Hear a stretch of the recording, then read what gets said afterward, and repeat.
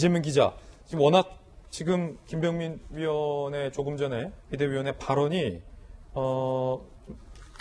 선제적으로 나왔기 때문에 좀 다시 한번 짚어보죠.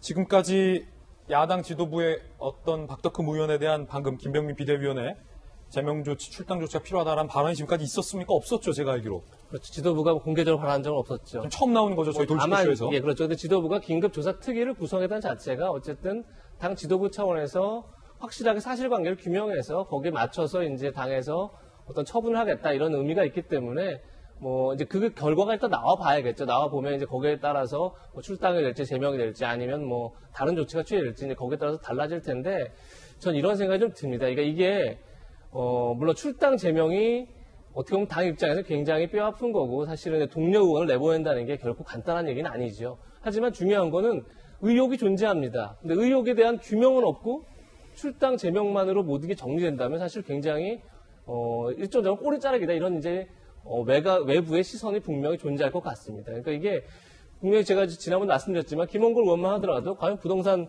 문제의 자금 출처가 어딨냐. 근데 아무도 규명되지 않은 상태에서 끝나버린 거죠. 저 박덕흠은 마찬가지로 그냥 이해충돌 문제가 있다 해서 제명할 게 아니라 과연 이것이 진짜 실제 의혹이 어느 정도 부합하는지에 대해서 전 당차원에서 충분히 물론 이제 뭐 검찰처럼 수사할 수는 없겠지만 조사했은 범위 내에서 조사해서 국민에게 떳떳하게 밝히는 게 되게 중요한 거다 이런 말씀 꼭 드리고 싶습니다. 그런가 하면 국회 이야기 나온 김에 패스트트랙과 관련돼서 황교안 전 대표가 재판에 출석했습니다. 저는 죄인이다. 뭐 이렇게 얘기했다는데요. 어제 페트 충돌 17개월 만에 첫 공판, 전현직 야당 의원 등 27명이 출석했는데 패스트트랙 과정에서 의사를 방해한 혐의입니다. 저는 죄인이다. 국민이 기회 주셨는데 이 정권의 폭주를 막지 못했다. 제 부족함으로 선거에 패배했다. 나라는 더욱 무너지고 약해졌다. 천추의 한이 될 것이다. 라고 이야기를 했습니다.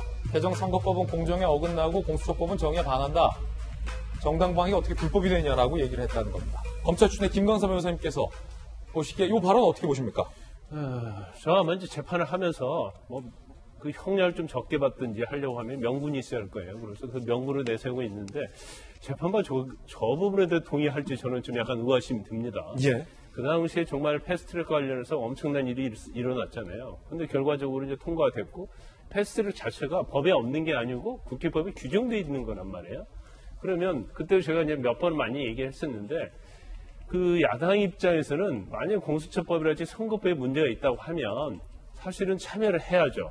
그럼 거기에 이제 독소 조항이 있단 말이에요. 그럼 그 독소 조항을 어떻게 해서든지 막는 방법을 취했어야 하는데 아니 선거법 개정한 거 관련해서는 뭐 비례대표에 대한 의견도 내지 않았고 아예 비례대표를 없애자고 그렇게 야당에서는 또 주장을 했어요. 그럼 어떻게 보면 그건 굉장히 상당무계한 주장이라고 볼 수밖에 없는데 그래서 저는 볼 때 좀 자업자득이다 이렇게 비판을 좀 하고 싶어요. 그런데 일단 뭐 재판부가 어떤 생각을 할지 모르겠어요. 일단 선진화법에 대해서 위반한 첫 사례잖아요. 저걸 그냥 위안무야 가볍게 처벌하면 똑같은 일이 일어나거든요.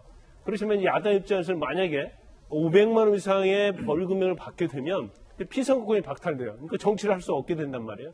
그러니까 사활을 걸 수밖에 없는데 아마 상징적인 의미에 있어서도 재판부 이렇게 호락호락 관대하게 처벌을 하지 않을 걸로 보입니다. 예, 짧게만 제가 한 말씀 드리면 예. 그 황교안 전 대표께서 청취의 한이다 그랬는데 아마 그렇게 생각이 드실 거예요. 저는 김광삼 우리 변호사님 잘 설명해 주셔서 100% 동의하고요.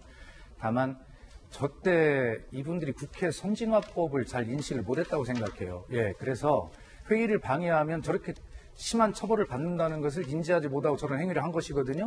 예, 그래서 청취의 한이 될 거다라는 말씀이 아마 느낌이 옵니다. 예.